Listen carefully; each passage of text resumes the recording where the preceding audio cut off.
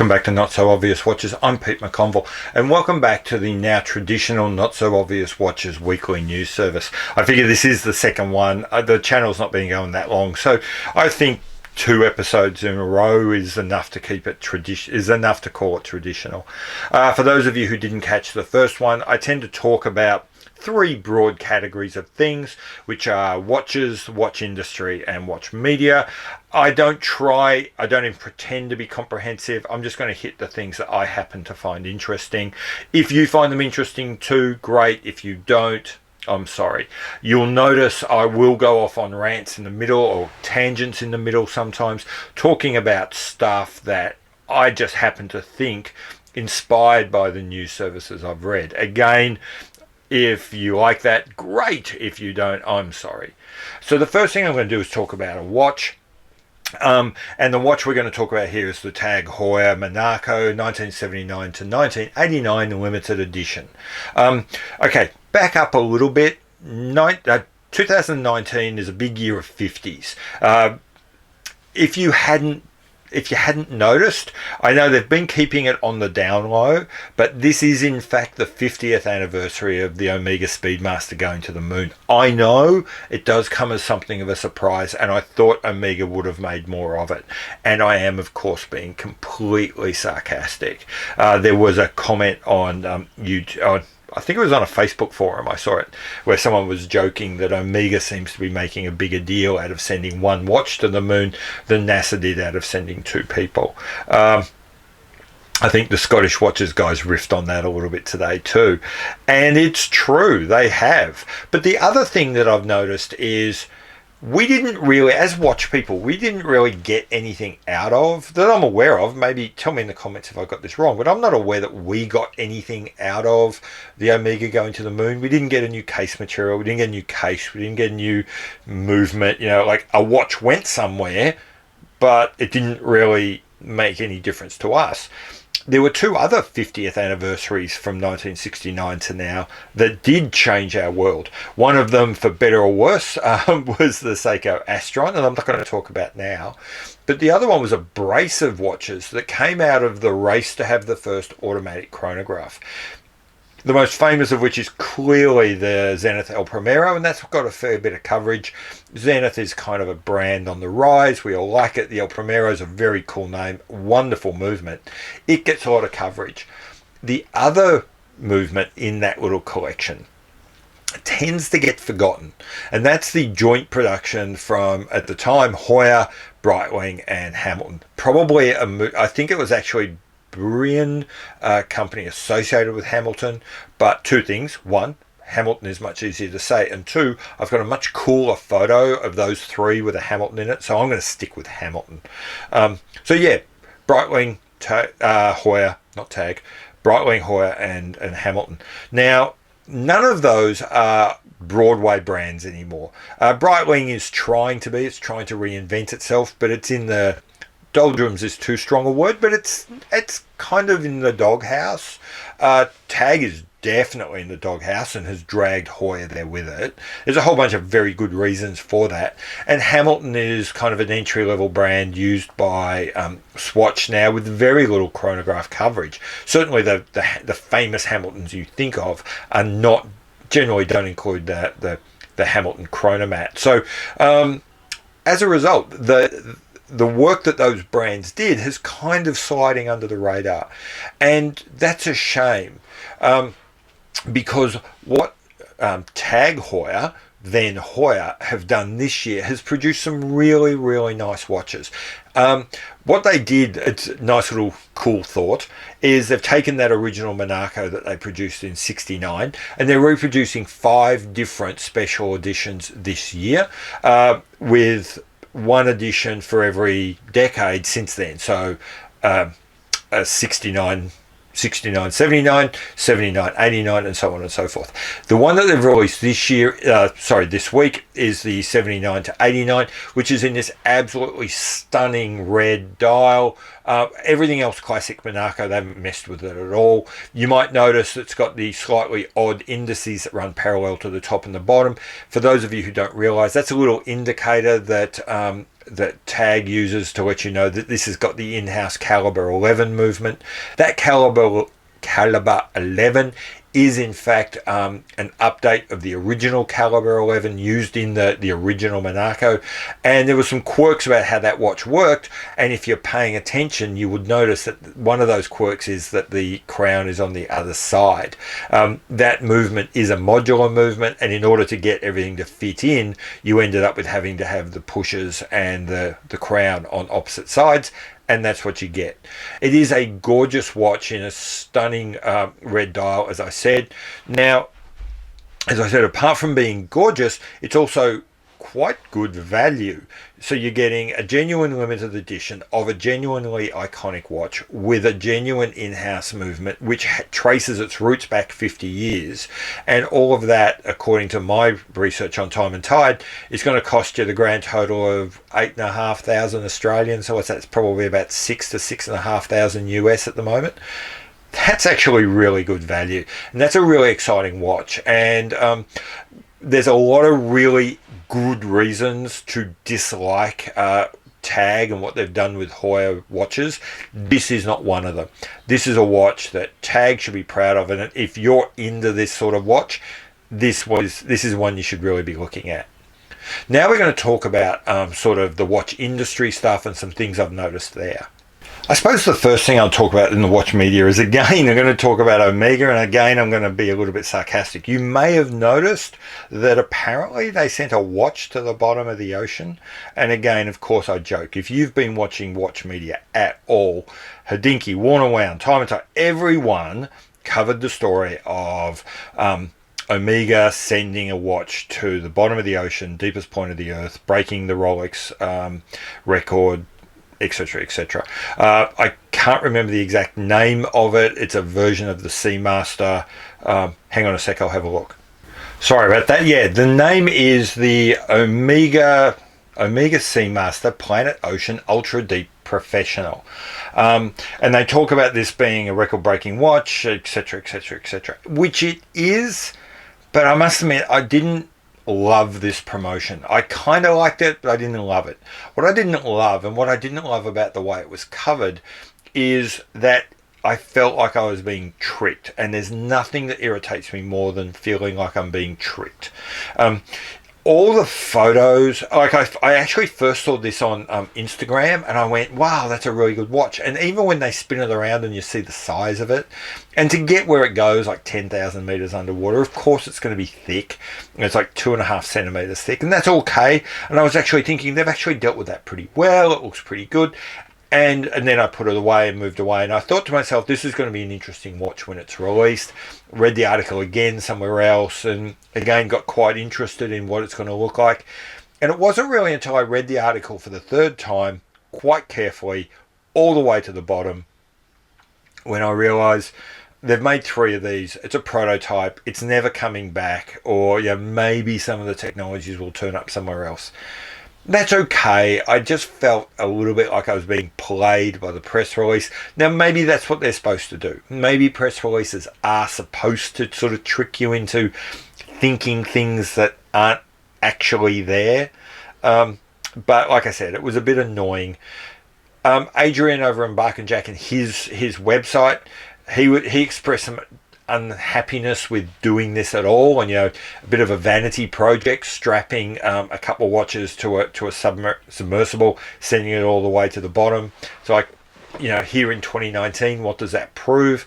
And he's got a point. I actually do think it is a little bit of a vanity project, but in another way of looking at it, what would I prefer? Would I prefer a watch company that builds dive watches to show that it builds dive watches by sponsoring some expedition to go out to the middle of the ocean, drop a submersible to the bottom, have a look around, see if the plastic bags are getting to the bottom of the ocean, which I think is kind of the point of this, see what's going on down there, and oh, by the way, strap a watch to it? Or would I prefer that they spend that money, paying Tiger Woods to wear a Rolex as he putts at the Masters? Actually, I'd much rather the vanity project in the middle of the ocean. That's a much better way of spending the money for a watch company to get me to buy a watch. It might not be as effective. Marketers would say, yeah, paying Tiger Woods is probably a more effective way of getting people that don't care about watches to buy a watch. But as someone who does care about watches, I actually prefer what Omega did here. So whilst I'm not in love with the way the media covered it, not in love with the way the press releases came out, good on Omega for doing it. There are far, far, far worse ways of spending your marketing money, and this one's not too bad. Oh, by the way, the watch is actually quite good looking, and if they could just like trim it down a little bit and say it can only go down 5,000 meters, it'd actually be a pretty cool Bond watch if that's what they do in future.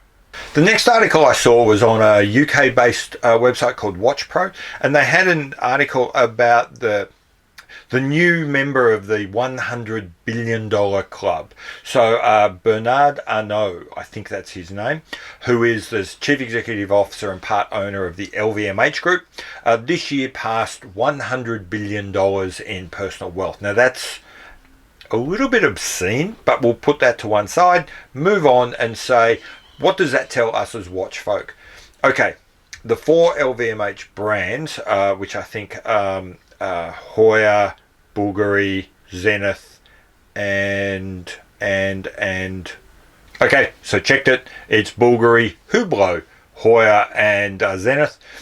Those 4 brands are big brands. They represent a significant but not massive portion of LVMH. So it is quite possible that this guy's wealth, which is largely built on the back of the growth of LVMH, is being driven by the sales of Moët and Hennessy.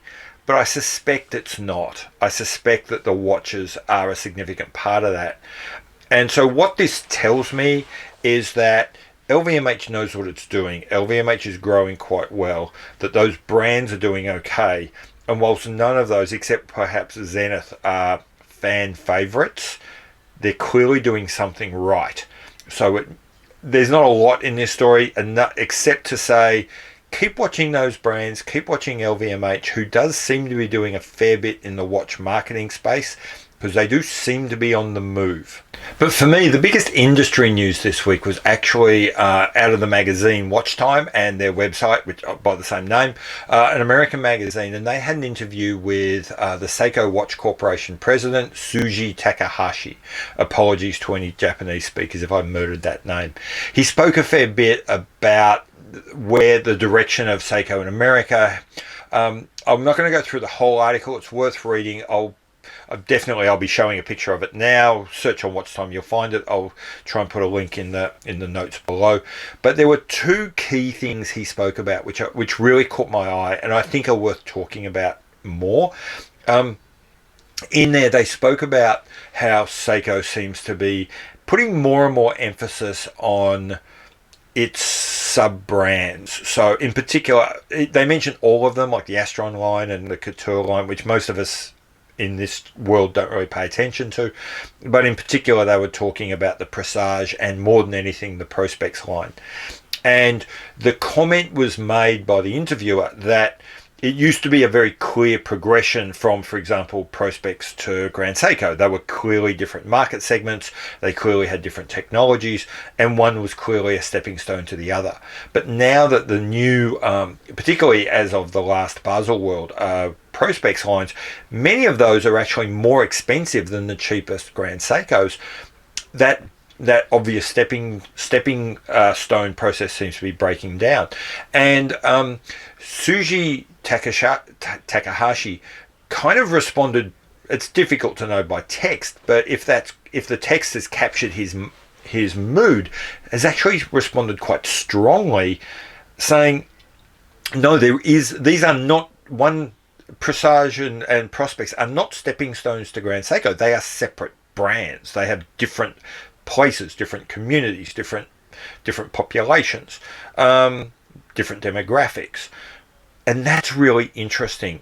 His particular words of "they are separate brands" really stuck in my mind, because it's that kind of language that 2 years ago led to Grand Seiko, which, for better or worse, still has the word Seiko in it, being quite visibly broken away from Seiko, and we're seeing more and more Grand Seiko and Seiko over here.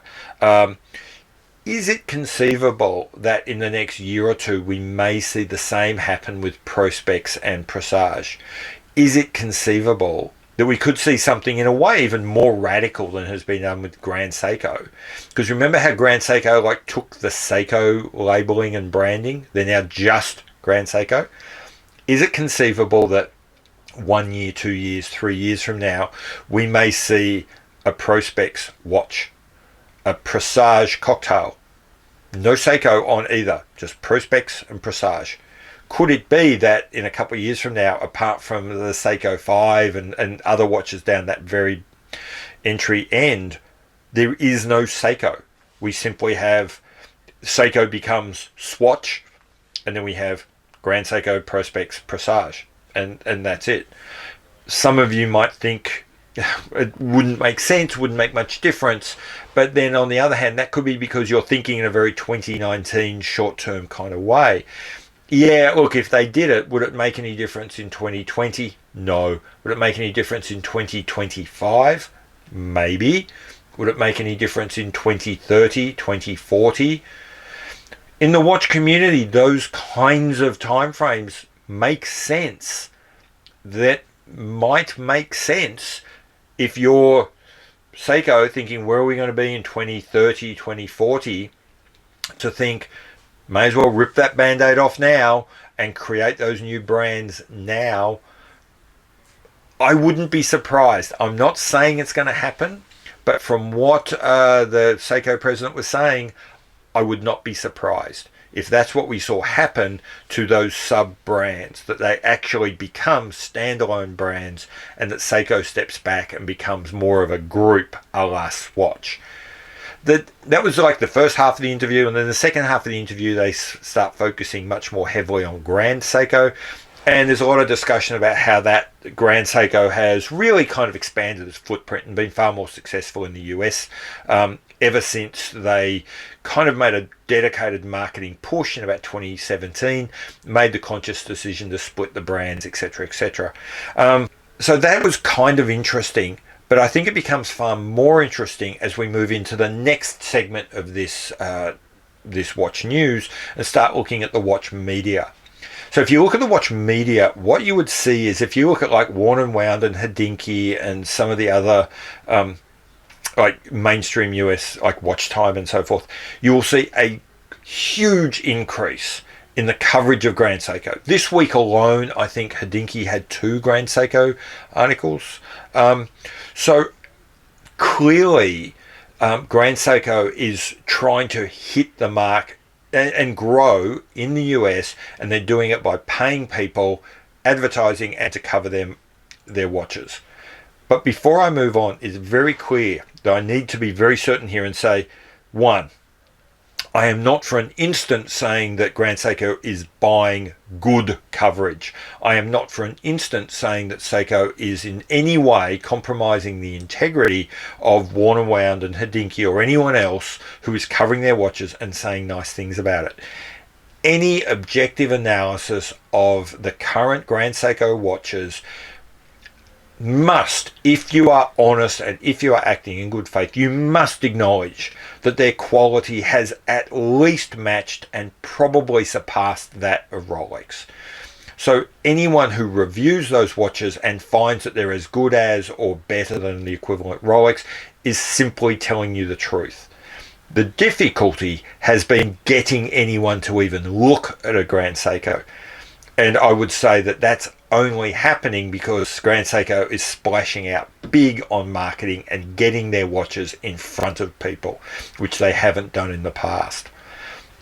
Now, and there is nothing wrong with that. I applaud that. In fact, about probably less than that, but I think it was probably about a year ago, I'll try and find a copy of the actual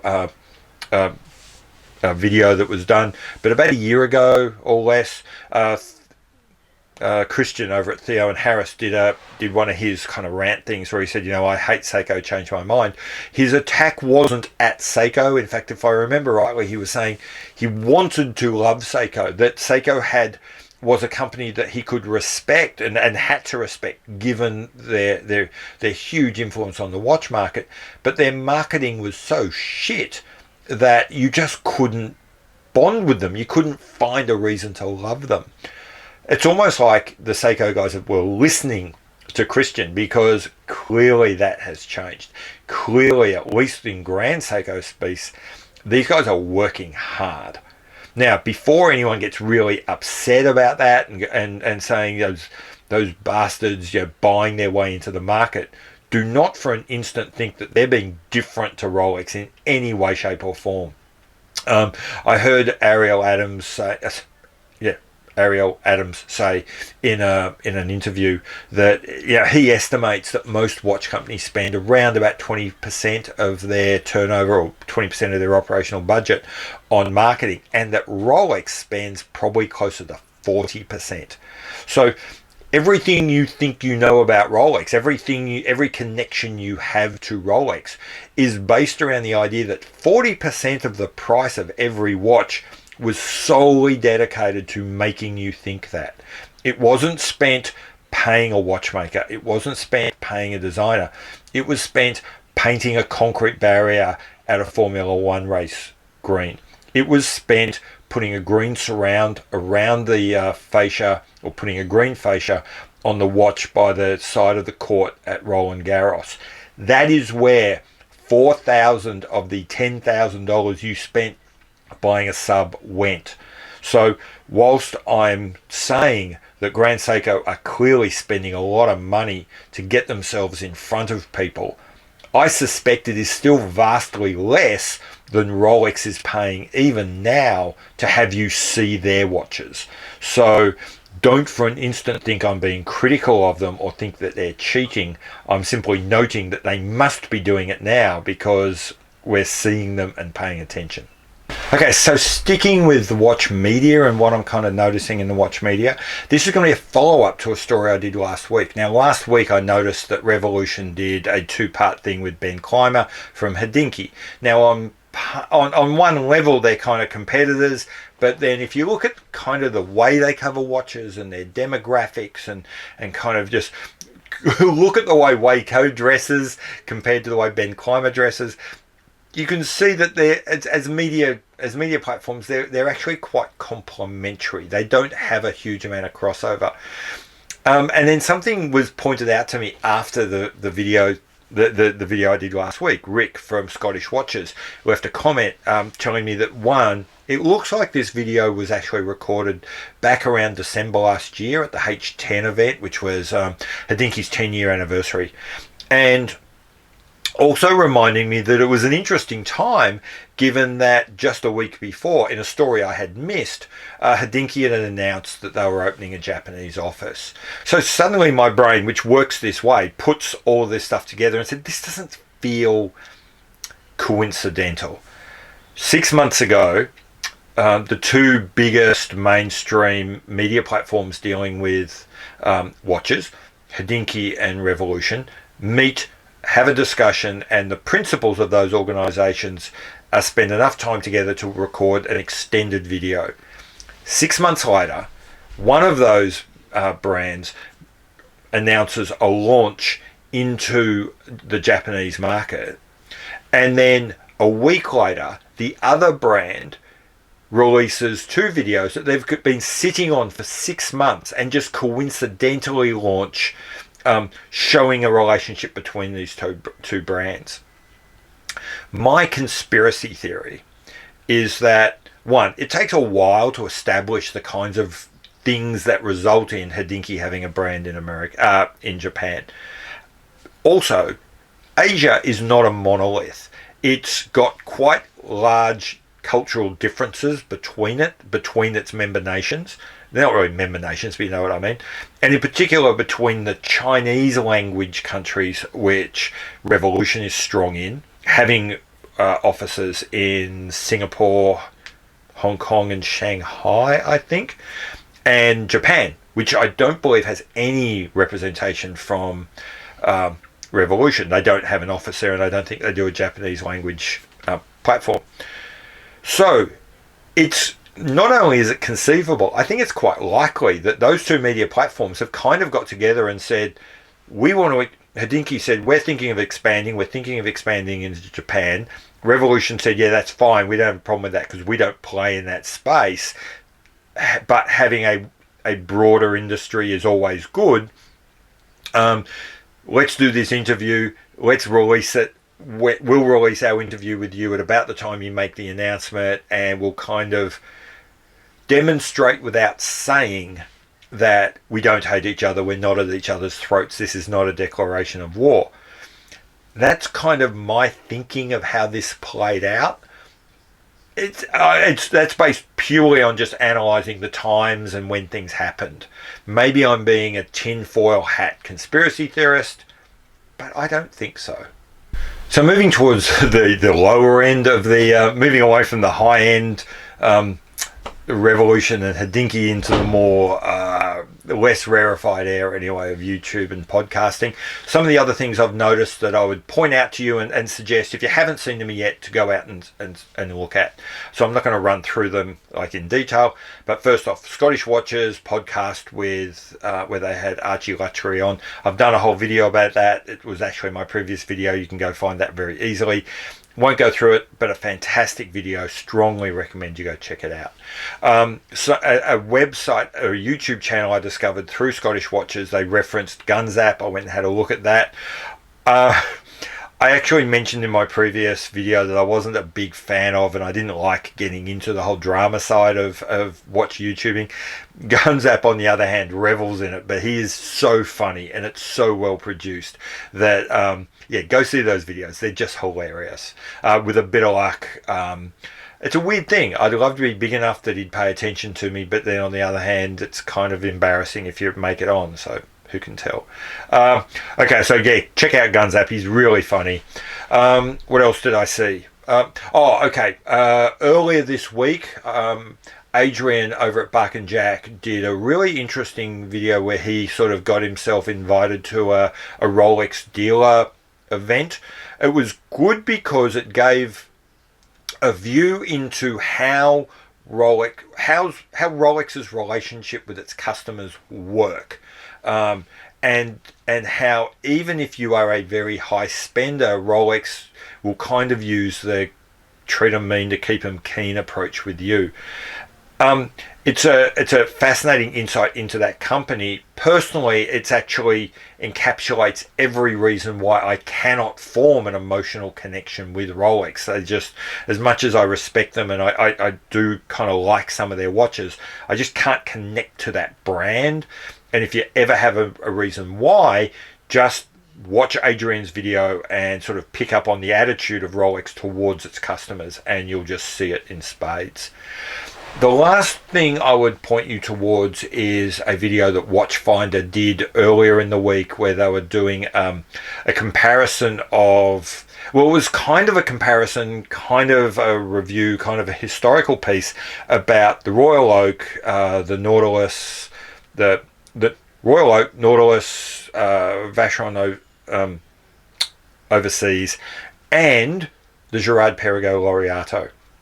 Now, I had always imagined that you had these three big Trinity brands, they created their thing. I'd always assumed that the Nautilus and the Overseas were kind of rip-offs of the Royal Oak, and the timings would indicate that. And I'd also kind of assumed that Girard-Perregaux had come along a couple of years later and tried to ride the wave of the big boys that had gone earlier. Turns out a lot of what I had assumed was myth. That in fact, whilst the Laureato is without doubt a rip-off of the Royal Oak, it was the first of the Royal Oak rip-offs. Credit where credit's due. Girard-Perregaux was much more nimble, much faster to the punch than Patek with their Nautilus and Vacheron with the Overseas. And if you're going to be critical of them for ripping off the Royal Oak, that should equally apply to the Patek and the Vacheron. So what that says to me is the Girard-Perregaux certainly belongs in that camp. But the reality is we don't see it that way. The mythology hasn't grown up that way. And as a result, and this is what the point was, you can get a watch that's got just as much historical importance for half the, and is just as good as, but for half the price of those others. Really interesting video. There was also some interesting insights into the thinking that even led to the creation of the Royal Oak. So yeah, really interesting video. Go check it out. I'll put the link in the notes below, and there should be a screen capture so that you can freeze it and look at the details, and you'll find it anyway. So just one more thing on this channel and where I'm going. I'm going pretty well. The last time you saw this, I had about 200 subscribers. Depending on when I finally get this published, I will have 530, 540 perhaps subscribers. Why? Big shout out to Adrian at Bark and Jack, because it's pretty much all on him. He was doing a video. He mentioned me very quickly, threw up a capture of my site, put a link down below, and wouldn't you know it, my phone just went nuts as suddenly I went from getting 1 subscriber every day to getting 1 subscriber every about 4 or 5 minutes, and my channel exploded. So thank you so much to Adrian. It's a test of a person, how they treat people that they don't have to treat well. Adrian and I are not friends. We've exchanged the odd comment. We don't have any kind of relationship. He didn't have to be nice to me. He was, and I think that says something about who he is. So thanks very much, Adrian. Support his channel. So thank you to him. Thank you to all my new subscribers. Thank you to all my old subscribers, because I was only at that position to put out those videos, to be noticed, to get all these new subscribers, because of those people who joined me when I put those first very ropey videos up and encouraged me to keep going. So this is a bit of a thank you episode to all of those people who have helped me along the way. And there's one more special person I'd like to thank, and that's Jeremy Elliott. I haven't been happy with the sound in my videos ever. I've been messing around with it a little bit, but frankly I haven't prioritized fixing it because I've got a lot of other things to do, and I didn't even know where to start. Jeremy left a comment, gave me some ideas about what I needed to do. The simplest one was, it looks like I'd mounted my my microphone incorrectly, and all I had to do was shift it by 90 degrees. I've done some trials. I think my sound is better. I hope that is true, and if it is, you can all thank Jeremy, just like I did. Thanks very much, mate. It's a huge help forward. Okay, so where does that leave us? That's pretty much it for the day. Thank you very much. Before I go, I'm going to do the standard promotional stuff. Please subscribe to this channel. I've rocketed up to 540-ish subscribers. If I get to 1,000, some nice things happen in terms of what I can do with the channel and some of the options I get. So that's kind of a target for me for that reason, because I do want to keep growing, and 1,000 is, for those of you who don't know, there's kind of a special number in the YouTube community. It starts to switch on some options. The second thing is, I would love to get there before the guys at Scottish Watches. It's still even though they are way funnier than I am, they've got much cuter accents apparently, according to my daughters. The fact that I'm being beaten by just a screenshot on a video platform is kind of annoying. So if I can get to 1,000 before them, as unlikely as that is, that would be kind of nice. If you might have noticed, I don't do wrist checks. I kept forgetting. I can never get it to focus properly. If you want to know what watches I'm wearing, I usually do it on my Instagram page. So just go to at not.so.obvious.watches, not so obvious watches. You'll find me. It's on the card at the opening of all my videos. If you want to get in contact with me, you can either DM me through Instagram. Also, I've got an email address which is also on the card opening up these videos, or leave a comment. If you leave an interesting comment which opens up a discussion about watches, I will almost certainly engage. If you go look at the comments, I love having little discussions in there. That's basically it. Thanks very much. Bye.